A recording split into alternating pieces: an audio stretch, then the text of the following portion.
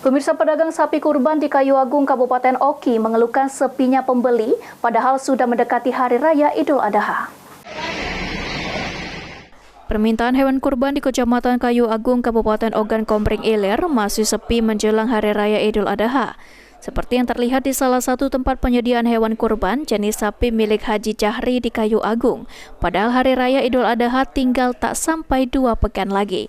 Haji Jahri mengatakan sampai dengan H-12 Idul Adha 2024, baru ada 3 ekor sapi kurban yang dipesan dan dibeli.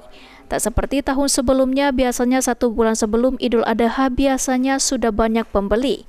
Bahkan 30 ekor sapi berhasil terjual. Di tempat ini Haji Jahri telah menyiapkan 60 ekor sapi kurban jenis metal, limosin, dan sapi Bali yang didatangkan dari Bandar Lampung. Yang agak sepi juga sekarang ini. Baru 3 ekor aja yang mau dibeli.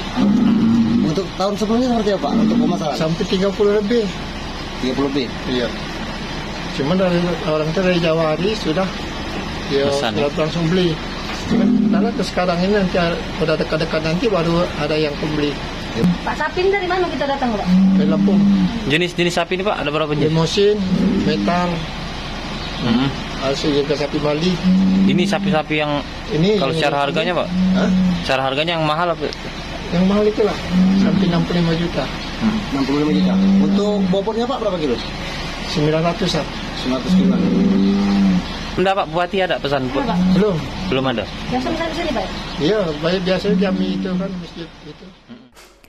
Sapi kurban di tempat Haji Jahri ini dijual dengan harga bervariatif, sesuai jenis dan bobotnya. Untuk sapi berbobot 500 hingga 600 kg dihargai dengan nilai 60 hingga 61 juta. Bahkan ada 1 ekor sapi dengan berat hampir mencapai 1 ton, yakni 900 kg, yang dibanderol dengan harga 65 juta rupiah. Diakuinya memang ada sedikit kenaikan harga sapi kurban dibandingkan tahun sebelumnya. Hal ini difaktori adanya kenaikan biaya angkut sapi yang juga meningkat.